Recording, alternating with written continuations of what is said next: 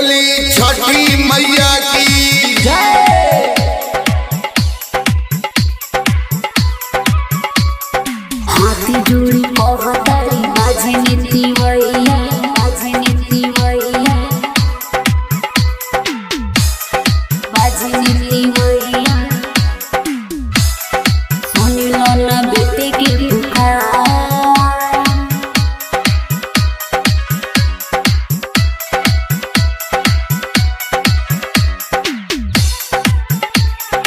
इतने बार जी हमारा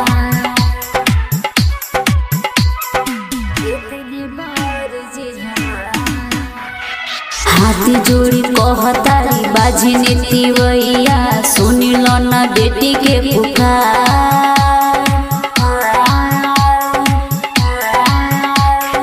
कहलो ना जाला सहलो ना जाला सुनी लो ना बेटी के पुकार इतने बार जी हमार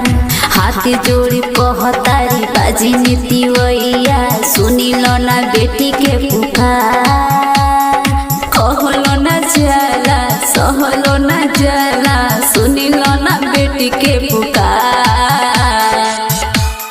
आप सुन रहे हैं एलबी म्यूजिक के धमाकेदार प्रस्तुति। बोली बोली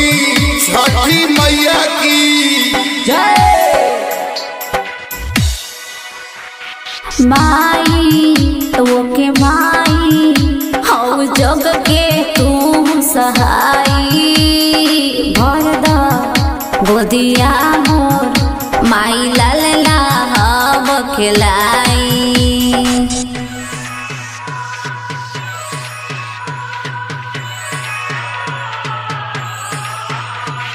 माई ओके माई हौ तू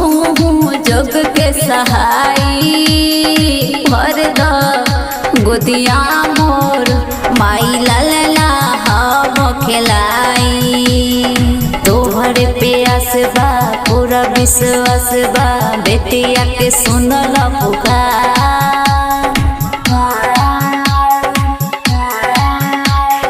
कहलो न जाला सहलो न जाला सुनिल ना बेटी के पुकार सुनिल ना बेटी के पुकार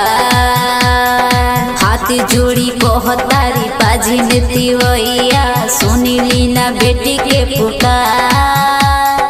सुनिली ना हमरो पुकार। DJ mixing point Madanpur Charla दौरा के ले जाई इहे सोचिए के आवेला रोआई कहे ली पूजा माई अपना हब से सहाई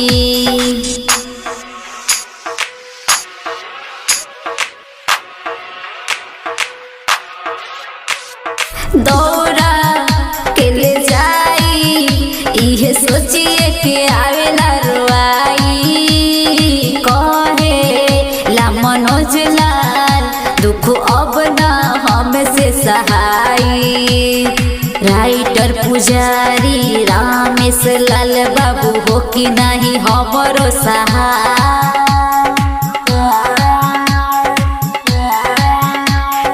कहलो न जाला सहलो न जाला सुनिली न बेटी के पुकार सुनिली न बेटी के पुकार हाथी जोड़ी कहतारी बाजी नीति वैया सुनिली न बेटी के पुकार कहलो न जाला सहलो न जाला सुनिली न बेटी के पुकार।